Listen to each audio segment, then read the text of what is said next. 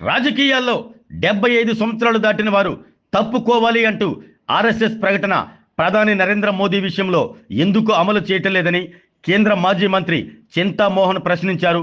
BJP senior నాయకులు అద్వానీకి ఒక rule, ప్రధాని నరేంద్ర మోదీకి ఒక రూలా అని వ్యాఖ్యానించారు. ఒంగోలులోని మీడియా కెమెరా అసోసియేషన్ భవన్లో చింతామోహన్ మీడియాతో మాట్లాడారు.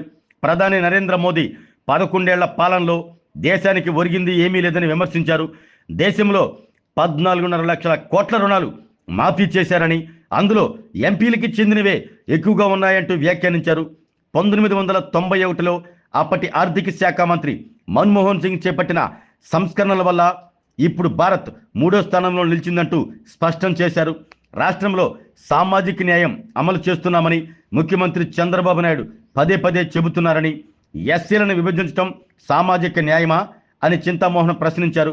మాజీ ముఖ్యమంత్రి జగన్మోహన్ రెడ్డిని నాడు జైల్లో పెట్టించింది కాంగ్రెస్ పార్టీ కాదని, ఒక సిస్టం ప్రకారం జరిగిందన్నారు.